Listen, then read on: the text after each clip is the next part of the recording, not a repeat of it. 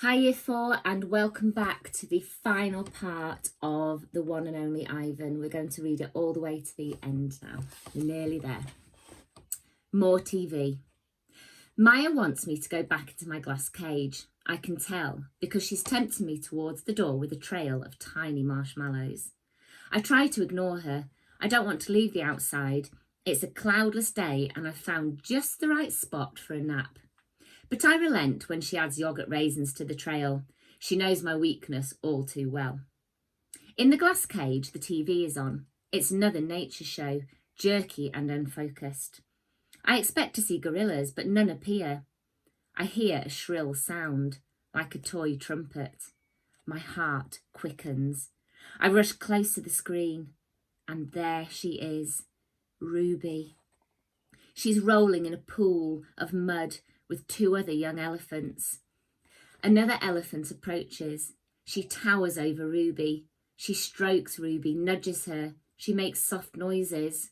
They stand side by side, just the way Stella and Ruby used to. Their trunks entwine.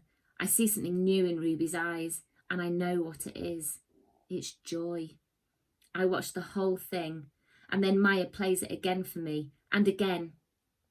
At last she turns off the TV and carries it out of the cage. I put my hand to the glass. Maya looks over. Thank you, I try to say with my eyes. Thank you.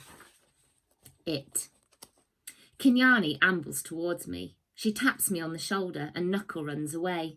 I watch her, arms crossed over my chest. I'm careful not to make a sound. I'm not sure what we're doing. She ambles back, shoves me, dashes past, and then I realise what's happening. We're playing tag, and I'm it. Romance. Make eye contact. Show your form. Strut, grunt. Throw a stick. Grunt some more. Make some moves. Romance is hard work. It looks easy on TV. I'm not sure I'll ever get the hang of it. More about romance. I wish Bob were here. I could use some advice. I try to recall all the romance movies we watched together. I remember the talking, the hugging, the face licking. I'm not very good at this, but it's fun trying. Grooming. Is there anything sweeter than the touch of another as she pulls a dead bug from your fur? Talk. Gorillas aren't chatty, like humans, prone to gossip and bad jokes, but now and again we swap a story under the sun. One day it's my turn. I tell my troop about Mac and Ruby and Bob and Stella and Julia and George and about my mother and father and sister. When I'm done, they look away silent. Kinyani moves closer. Her shoulder brushes mine and we let the sun soak into our fur together. The top of the hill. I've explored every nook and cranny of this place except for a hill at the far end where workers have been repairing a wall. They're finally gone. They've left behind fresh white brick and a mound of black dirt. While the others laze in the morning sun, I want to explore the hilltop. They've been there before, and I have not.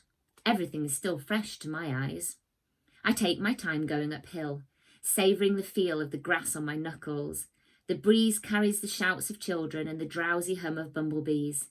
Near to the top of the hill is a low-limbed tree, the kind my sister would have loved. The wall is endless, clean and white, stretching far down to the habitats beyond my own. It's high and wide, carefully built to keep us in and others out. This is, after all, still a cage. It rained last night, and the pile of dirt is soft to the touch. I scoop up a handful and breathe in the loamy smell. It's a rich brown colour, heavy and cool in my palm, and the wall waits like an endless blank billboard. The wall. It's a big wall, but it's a big pile of dirt, and I'm a big artist. I slap handfuls of mud on the warm cement. I make a handprint. I tap my nose with my muddy finger. I make a nose print. I slide my palms up and down. The mud is thick and hard to use, but I keep moving and scooping and spreading. I don't know what I'm making, but I don't care.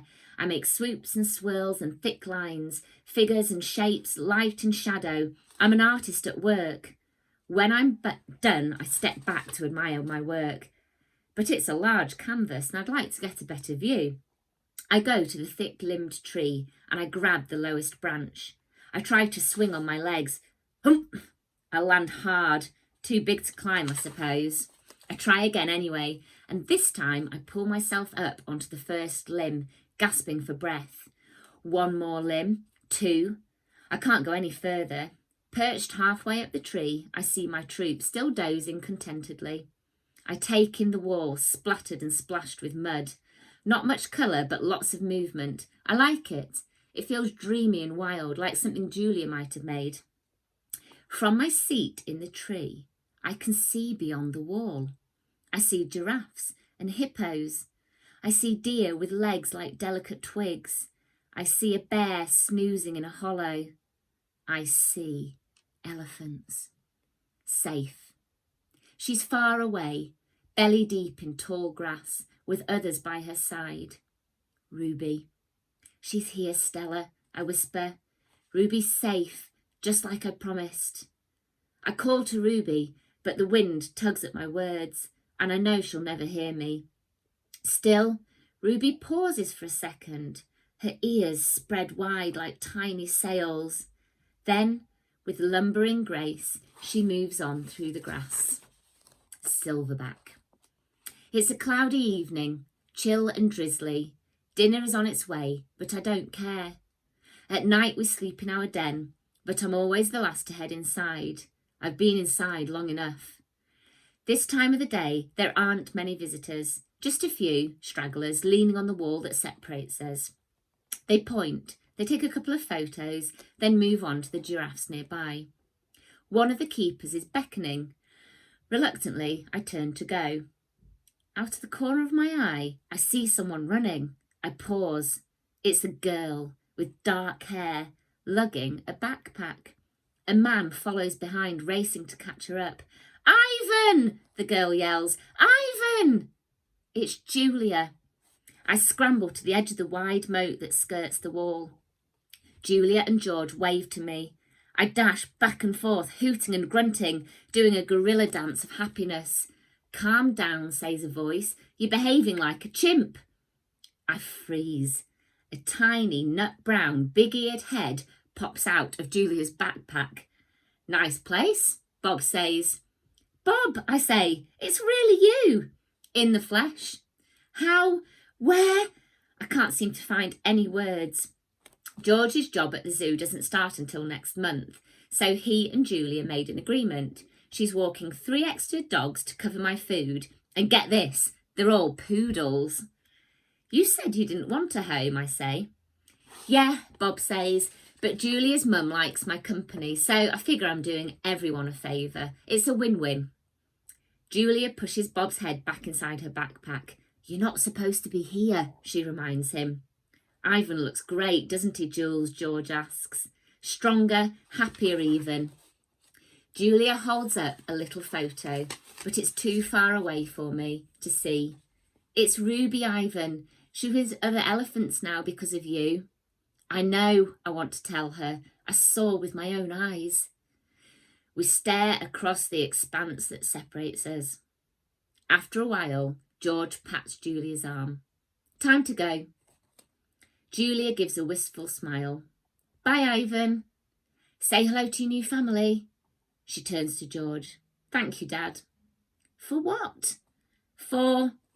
She gestures towards me. For this. They turn to leave.